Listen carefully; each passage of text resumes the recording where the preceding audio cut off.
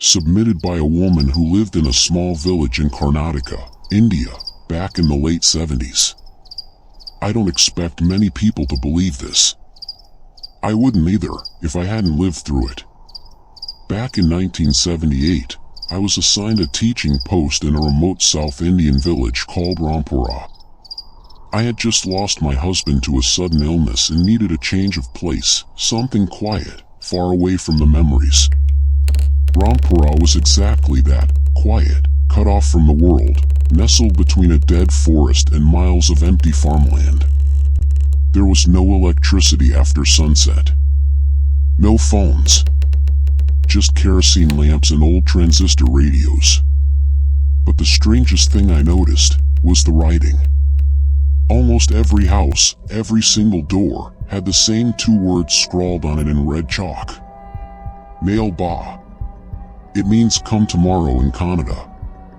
At first, I thought it was some religious thing, or maybe a festival. But even the schoolhouse door had it.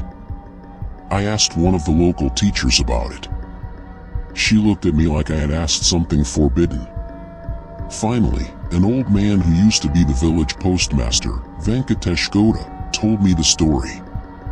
At night, he said, someone, or something, knocks on your door. It mimics the voice of someone you love. If you open the door, you're dead by morning. Sometimes they find the body, sometimes they don't. But the eyes are always wide open. I didn't believe it. Thought it was some leftover village superstition. But they were dead serious. Every house had that red writing on it to trick the thing. To tell it to come back tomorrow. And for some reason, it listens. I laughed it off until my second week there. It was a quiet night. I was grading notebooks by lantern light when I heard a knock. Tap. Tap. Tap. I froze. Then I heard the voice. Lakshmi, it's me. Please open the door. I dropped the pen. My heart stopped. That voice. It was my husband's voice. Impossible. He was dead. I buried him myself. The knocking continued. He kept pleading, saying he was cold, alone, lost. I stood near the door, tears rolling down my cheeks, my hand on the latch. And then I remembered the warning. I backed away. The voice stopped. That night, I didn't sleep. The next morning, I found something outside. It was a dead dog, curled right at my doorstep. Its mouth was filled with human teeth. Not bitten. Filled. I chalked Naale Baa on my door after that. Things got worse. I had adopted a young mute boy named Sham from the village. Sweet kid.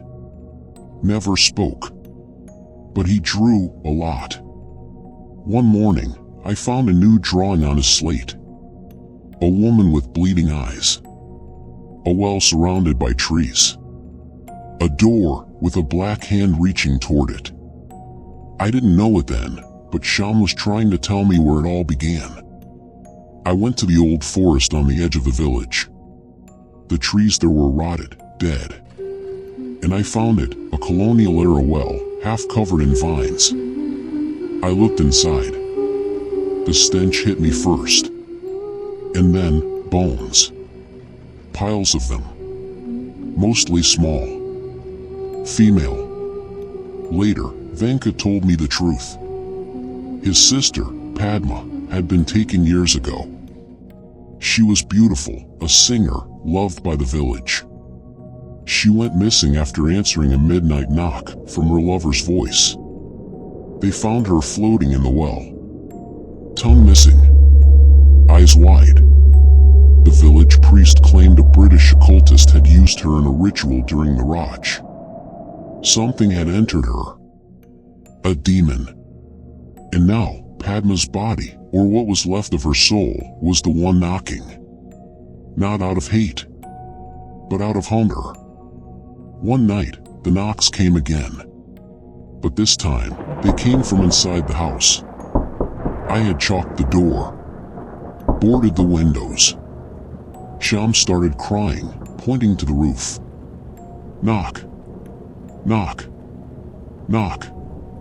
I grabbed him and ran. But before I did, I saw something.